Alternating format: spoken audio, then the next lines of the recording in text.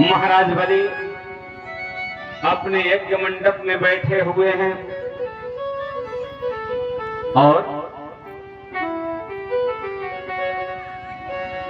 बलि को इधर बैठाया, सामने तकत में बैठा, यहीं बैठेगा। महाराज बलि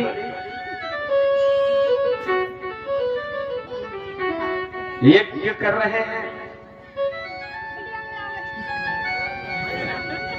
और यज्ञ करते समय यज्ञ अभी प्रारंभ होने वाला है, सारी तैयारियां पूरी हो चुकी हैं।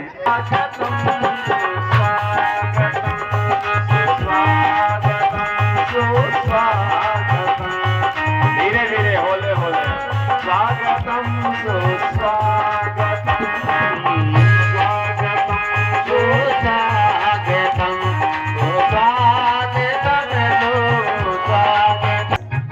राजा बलि के एक मंडप में आए। राजा बलि उनको देख करके आसन छोड़ करके खड़े हो गए, हाथ जोड़ करके उनको प्रणाम किए, चरणों में झुक गए और महाराज बलि बावन भगवान को ऊंचे आसन पे बैठाए, ऊंचे आसन पे बैठाए और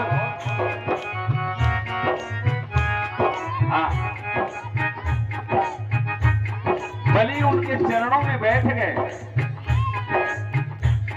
और बोले, प्रभु अत्यनः पितरः तृप्ता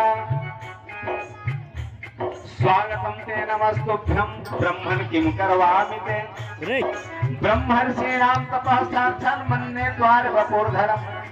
आपका स्वागत है, कहिए आपकी मैं क्या सेवा करूं। आज मैं ये समझ रहा हूं कि जितने ऋषि मुनि तपस्या किए हैं उनके साक्षात फल आप यहाँ इस रूप में आए हैं। आज मेरे पितर धन्य हो गए, तृप्त हो गए, मेरा यह कुल पवित्र हो गया, आज मेरा यज्ञ सफल हो गया, जो कि आज आप हमारे यज्ञ में आप पधारे हैं। यदि यदो बटो वंशसि तत्प्रतीक्ष में। हे ब्रह्मचारी, आपको जो जो इच्छा हो वो आप हमसे मांग लीजिए। विप्र सत्वानुतर के, यदि आप ब्राह्मण बालक हैं तो यदि आप कहें तो आपको ब्राह्मण कन्या से मैं विवाह करा दूंगा, और यदि आप कहें तो पृथ्वी, सोना, उपजाऊ भूमि, जो कुछ भी है, ग्रामान, समृद्धान, दुर्गान, गजानवा, हाथी, घोड़े, रथ, जो आप कहें वो मैं आपको दे सकता हूं। लेकिन बावन भगवान ने कहा कि आप शादी कराने के लिए मेरी कह रहे हैं, तो शादी कराने से क्या होता है? तो बोले कि पौत्र भी होते हैं, पौत्र होंगे, प्रपौत्र होंगे। बोले कि केवल होते ही रहेंगे कि ऊपर से कोई खत्म भी होगा? बोले कि नहीं नहीं, जो बूढ़े हो जाएंगे वो खत्म होंगे, तो उनके लिए रोना धोना भी पड़ता है क्या? बोले हाँ, जो मुंह में पड़ा रहता है वो रोता है। तो बावन भगवान ने कहा, पुत्र कलत्र सुमित्र चरित्र, धराधन है सब बंधन जी को, बार ही बार विषम फल खात अघात, नवास सुधार सभी को, आन मान तजो अभिमान, कहीं सुन नाम भजो प्रभु जी को, पाय परम पद हाथ सुजात, गई सो गई अब राख रही को। ऐसा मैं भूल करके भी गलती नहीं करूंगा जो हमारे गले का बंधन बन जाए आगे चल करके। देखिए, मैं संतोषी ब्राह्मण हूं, मुझे कुछ नहीं चाहिए। बोले, अरे बालक, तू कितना मूर्ख है, मेरे यहाँ जो आता है उसको मैं इतना देता हूं कि दूसरे के दरवाजे पर हाथ नहीं फैलाता है। जो तुझे इच्छा हो तो खुल करके मांग सकता है। बावन भगवान बोले, राजन, ज्यादा आप मेरे पीछे पड़े हैं। बावन जी थोड़ा खड़े हो जाइए, संवाद चल रहा है। राजन, या ज्यादा आप मेरे पीछे पड़े हैं तो मैं संतोषी ब्राह्मण हूं। यदि आपको देना है तो मुझे भजन करने के लिए 3 पग भूमि आप हमको दे दीजिए। राजा बलि ने कहा, अरे ये ब्राह्मण बालक बड़ा मूर्ख दिखाई दे रहा है, मेरे जैसे राजा के 3 पग भूमि मांग रहा है।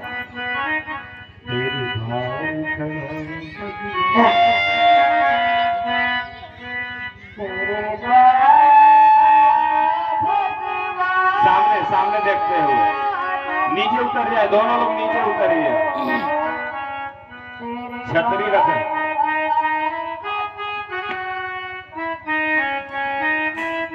सामने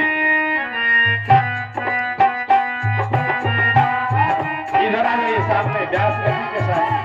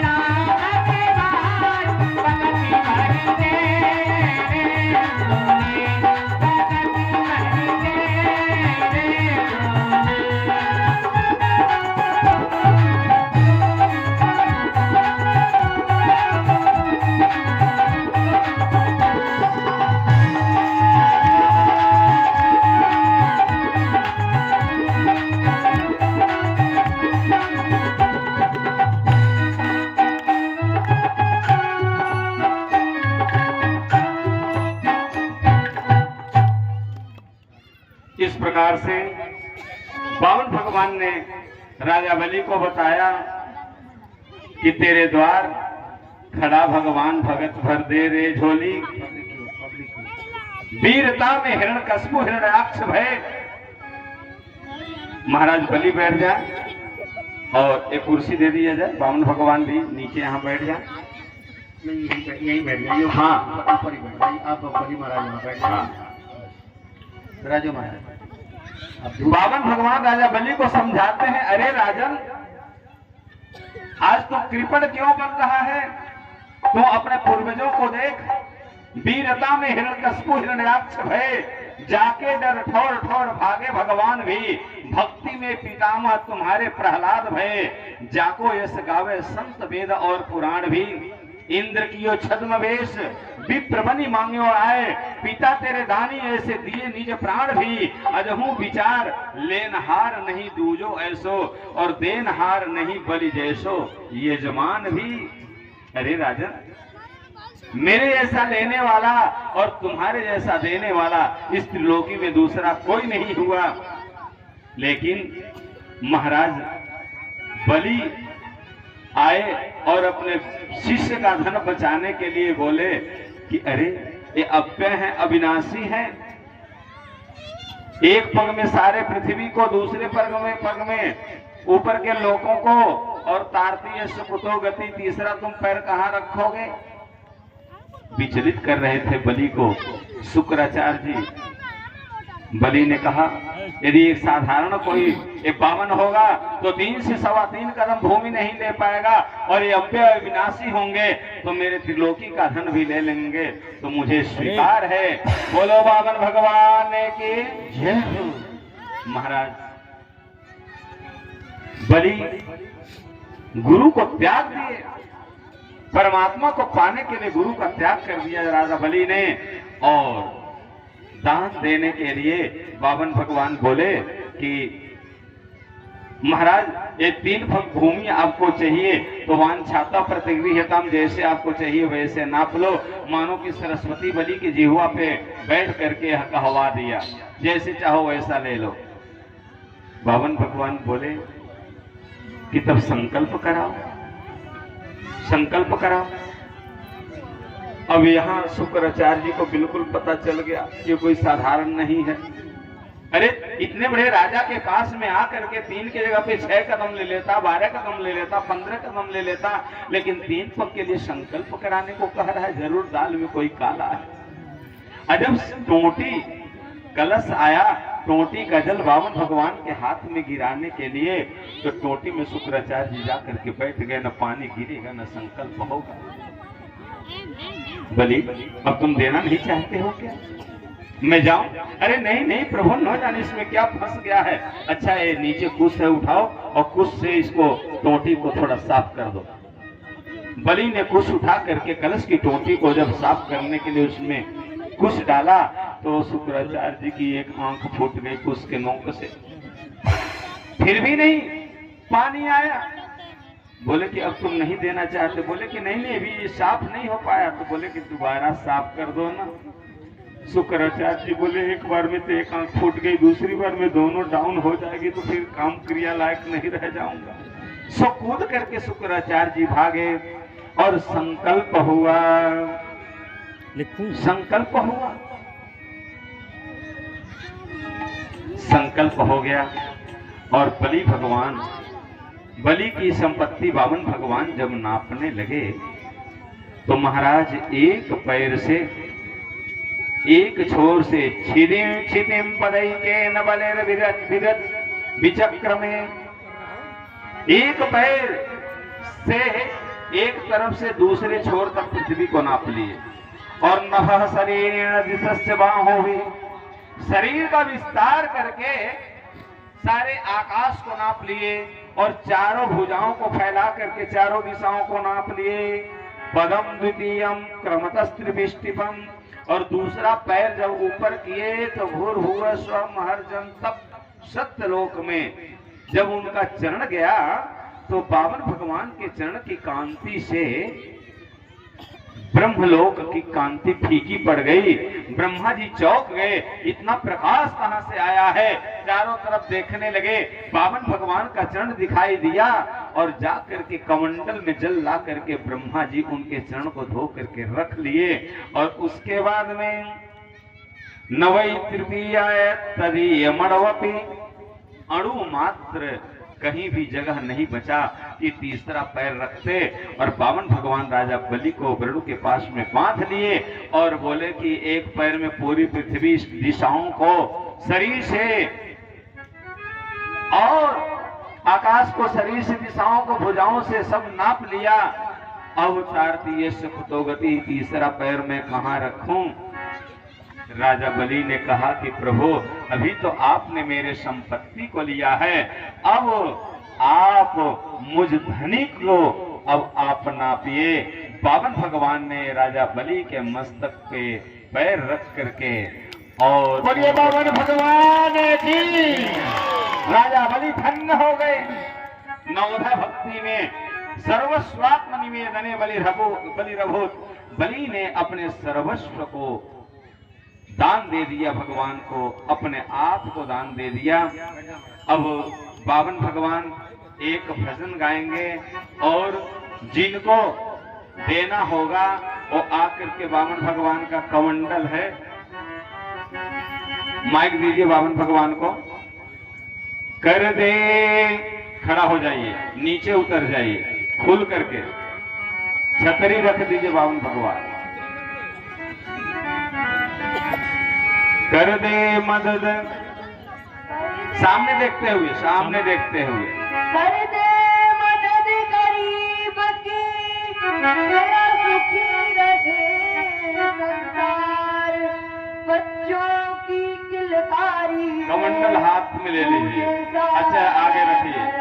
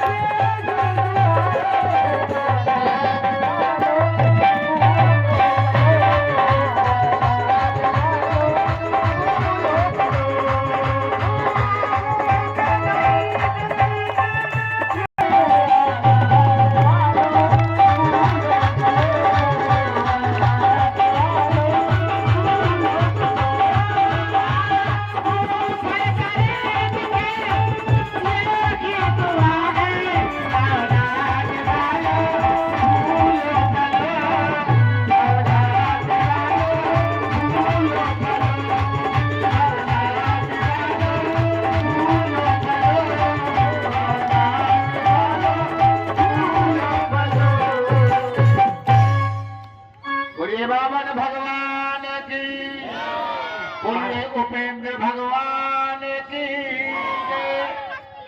महाराज पावन भगवान महाराज बलि के यज्ञ में पधारे। महाराज बलि का जीवन धन्य हो गया, लेकिन ये बलि पूर्व जन्म में प्यारे कौन थे? बताया जाता है कि बलि पूर्व जन्म में एक जुआरी थे, जुआ खेलते थे। जो भी द्रव्य मिलता था, इनकी एक वेश्या से संबंध हो गया था।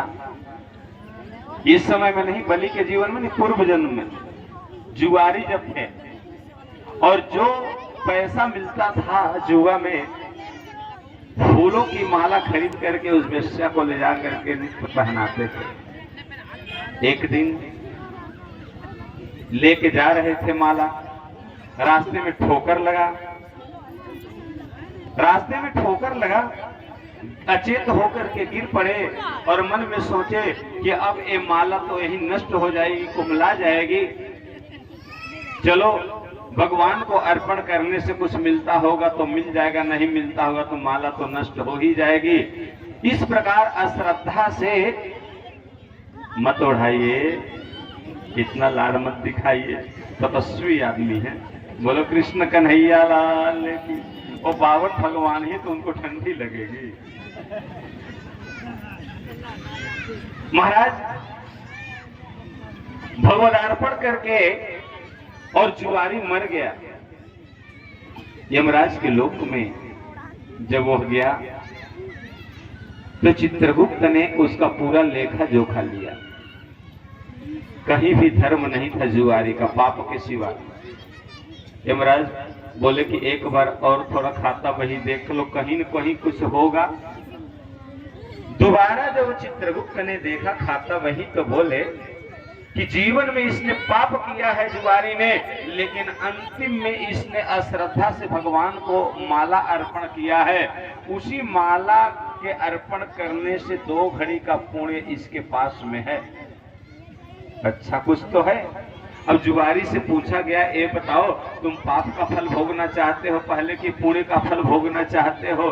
जुआरी की आत्मा बोली, देखिए पाप तो मैंने न जाना कितना किया है, उसको भोगने में टाइम लगेगा, आराम से बाद में भोगता रहूंगा, लेकिन पहले 2 घड़ी पुण्य का फल है, उसी को मैं भोग लूं।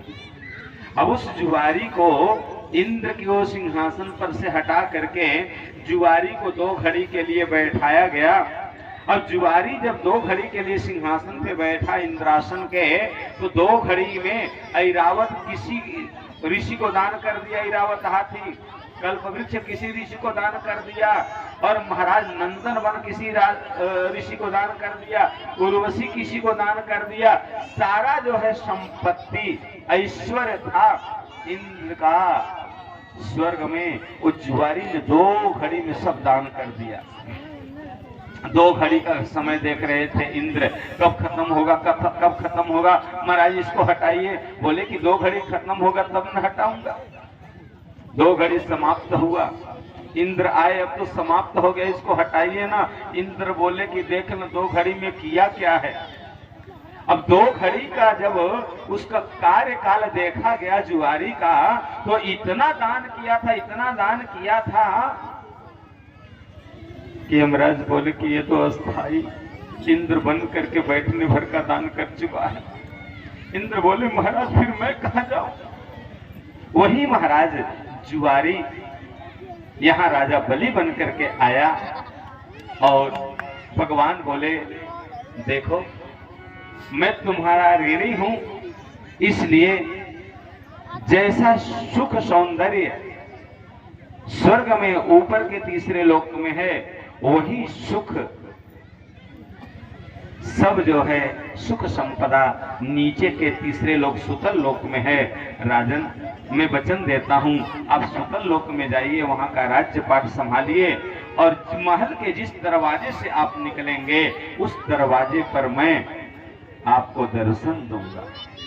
मानो कि बावन भगवान राजा बलि से ये कहते हैं कि मैं आपका चौकीदार बन करके रहूंगा।